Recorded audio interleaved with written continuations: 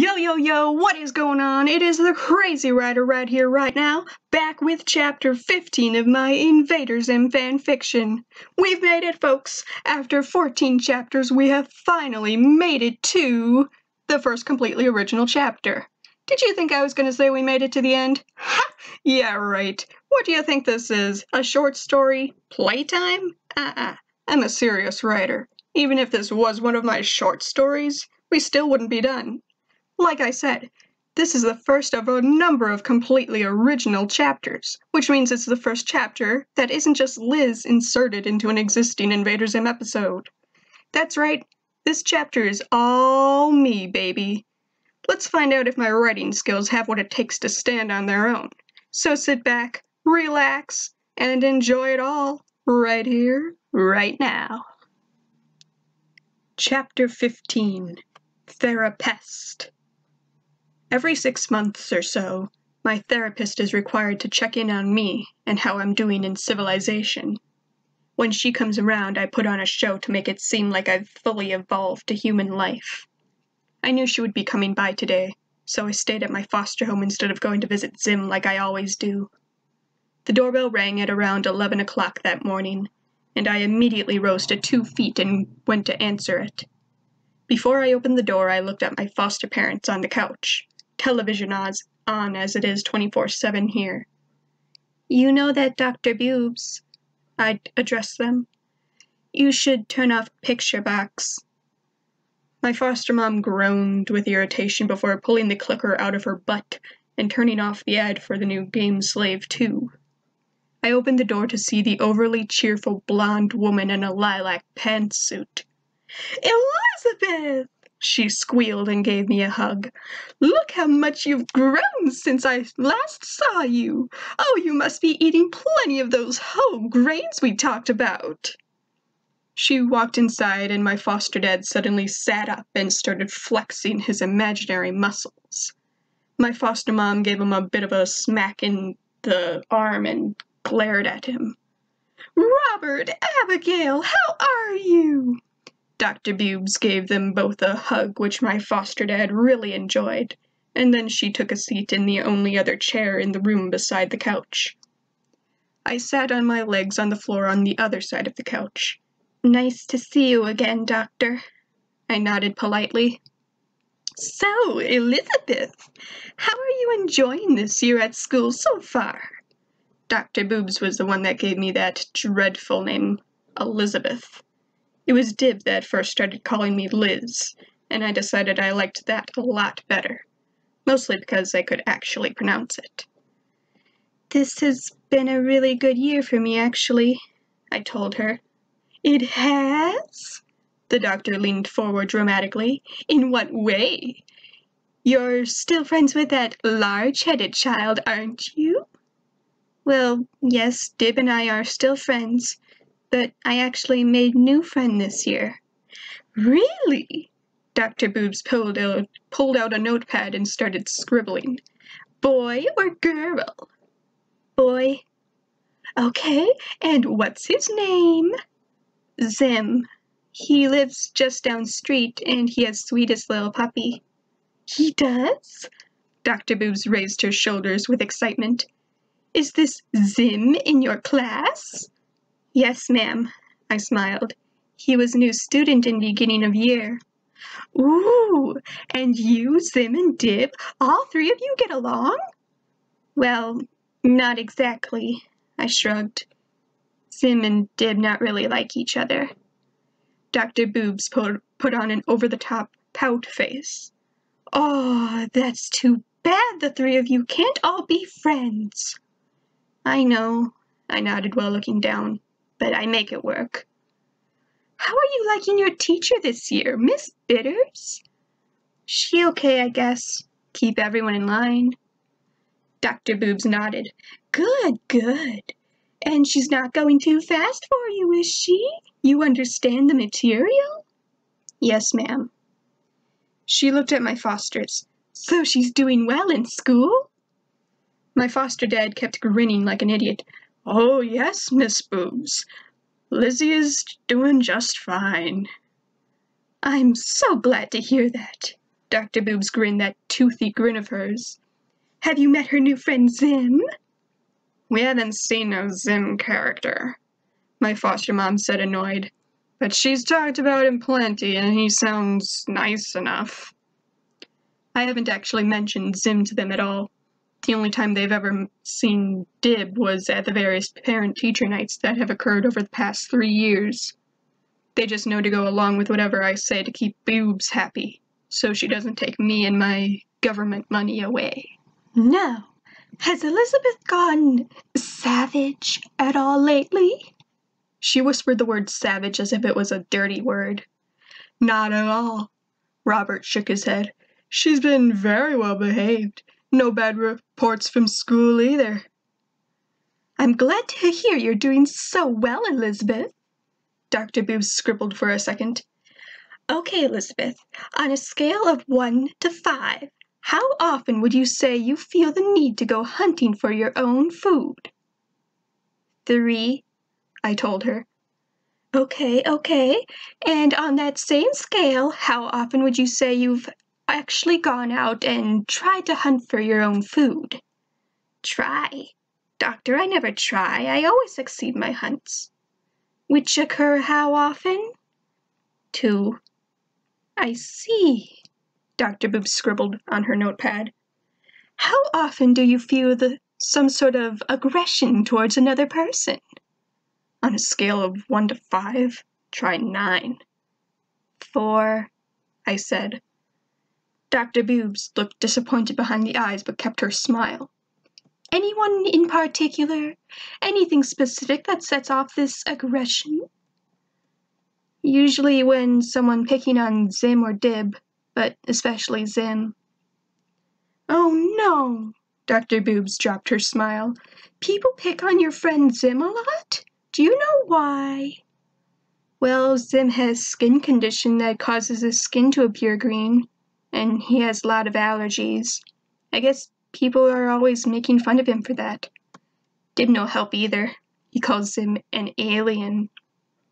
And seeing your friend treated this way upsets you? Dr. Bewbs asked.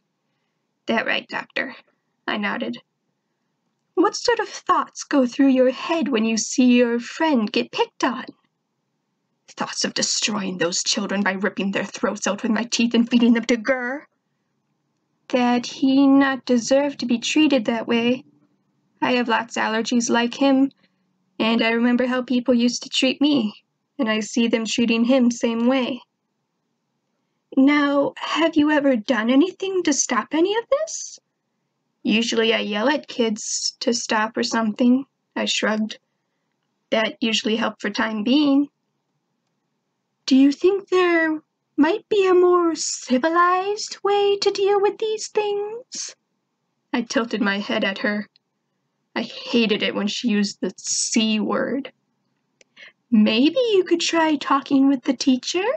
Dr. Bewbs inched forward in her chair. It is part of her job to deal with bullies. I stared blankly at the woman and her cleavage that was growing deeper from leaning forward. Elizabeth. Promise me that next time people are picking on Zim, you'll talk with the teacher instead of acting like a wild animal. I looked at the woman's feet. Yes, Doctor. Good. She smiled and sat back in her seat. Next question. On a scale of 1 to 5, how much would you say you want to go back to your old wolf pack? 1,000,000. 4.9? Dr. Bewbs sighed. Elizabeth, we've talked about this. You know you can't go back to the wolf pack. You're a human girl. A very pretty and smart human girl that I think can do great things in civilization. Like make it bow to the Urkin and Wolf Empire. I not know. You can, Elizabeth. Dr. Bewbs' voice was like that of a mouse letting out one final squeak when you crush it to death in your mouth. I hated her voice. I hated everything about her. You've just got to find something you like about being a human.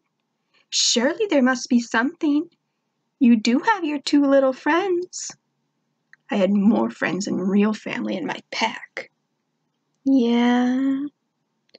I understand you took a test earlier this year that was meant to determine your future career. Do you remember what career was selected for you?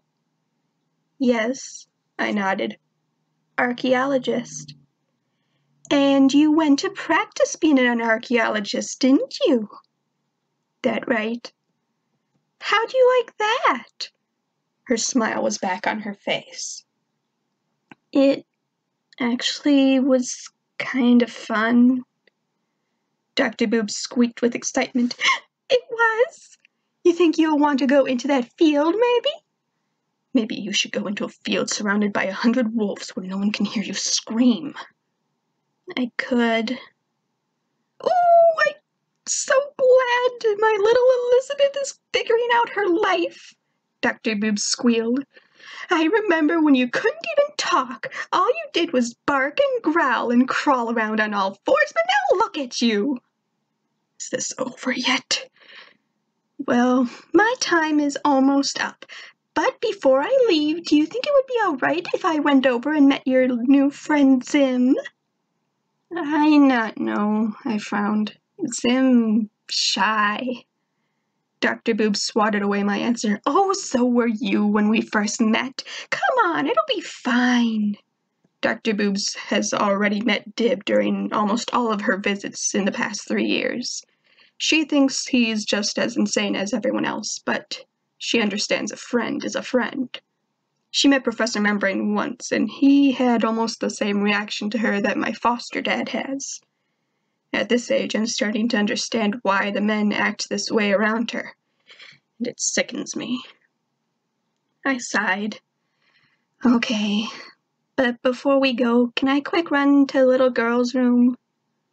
I don't know, Dr. Bewbs said with a grin. Can you? I stared blankly at her and then pointed over my shoulder towards the bathroom. You know what? I just gonna go. I then slipped away and started calling Zim over my watch. Zim? Zim? Are you there? Zim finally answered excitedly. Liz, what are you doing? I thought you had your meeting with that Thera Pest. I do, but now she won't meet you, I told him. She wants to meet me? Why? Zim asked. I mean, of course she would want to meet someone as amazing as Zim. Look, I told her about my new friend Zim, and now she won't meet you. I promise not take long. Zim pondered. Very well, wolf pup. And that other thing. You know how I cover for you by pretending you not alien? Yes. Well, I need you cover for me by pretending I'm not wolf. For therapist, I must act like normal human that enjoy being normal human. So no walking on fours or talking about taking over world or hunting or anything like that. Got it? This must be painful for you, Zim said as if he was the one in pain. But I shall do it. Good. I'll be over in a second. Not forget disguise? I shut off the watch and left the bathroom. Zim wasn't wrong. Pretending to be something I'm not was painful. It was probably the biggest reason I hated the woman so much, and I think it's why I relate so much to Zim. Ready? Dr. Bewbs beamed. Yes. I led her out the door and down to the greenhouse. It felt so strange to ring the doorbell instead of howl at the house like I'm so used to. Zim answered the door with his zipper-toothed smile. Liz, to what do I owe this pleasant surprise? Hi, Zim. I smiled and waved my fingers. This my therapist, Dr. Bewbs. Dr. Bewbs, this my friend Zim. The doctor crouched down to Zim's level. Hello, Zim. Elizabeth has told me so much about you. I know things may not seem fair with this unfortunate skin condition of yours, but don't worry. You have a wonderful little friend here and a big, bright future ahead of you. That grin was sickening. Yes, thank you. Zim grinned and nodded awkwardly. It is so very tragic that I, Zim, must be cursed with this condition of the skin, but I try to live my life as normally as possible." She pinched his cheek, and he narrowed his eyes at that. "I'm so glad to hear that." The doctor stood and looked at me again. "See, Elizabeth? I think you could learn a thing or two from Zim here." I rolled my eyes. "Well, it was so nice to meet you, Zim. And Elizabeth, remember what we talked about." She tried to straighten my shirt and fix my hair. "Try to stay civilized." After a prolonged goodbye, Dr. Bewbs was finally in her car and driving away. When she was out of sight, I shoved Zim aside and stormed into the house. I dropped to 4s and angrily paced back and forth in front of the couch, growling. Zim came inside and closed the door. "I hate that bark woman! She just makes me so bark!" I jumped onto the couch and buried my face in one of the cushions. I did some sort of muffled mix between a howl and a scream. "Yes," Zim agreed. "That filthy, disgusting pig was absolutely horrible." He made a bunch of gagging sounds. With my face still buried in the cushion of the couch, I felt Zim take a seat beside me. There was some moment of hesitation before Zim's hand placed itself on my shoulder. I removed my face from the cushion and looked up at my best friend. He stared down at me without a word. I had been in a position where my back paws were closest to Zim, and I turned so that my head was nearer to him. Without breaking eye contact, I slowly placed my head upon Zim's lap. For a minute, we both sat stiff, not quite knowing how to react, or how the other would react. After a minute, Zim started stroking my hair, and we both relaxed in this position. Zim's hands were so calm that I couldn't help but close my eyes and just enjoy it. I lost all sense of everything as I fell into a peaceful snooze. That snooze was interrupted maybe an hour later when Gurf suddenly opened the front door sipping a poop drink. I raised my head from Zim's lap and looked at the small robot dog. He only stared at us for a moment before walking into the other room with his little squeaky steps. I looked back up at Zim and could see that he was awoken from his sleep as well. A gentle smile and a blush of darker green grew on his face. I smiled back up at him. "Woo, that was a fun one. What did you guys think? Please let me know. I'd like to hear your feedback for once. But I guess it's time for me to go. I will see you little darlings next time, and remember, keep your crazy."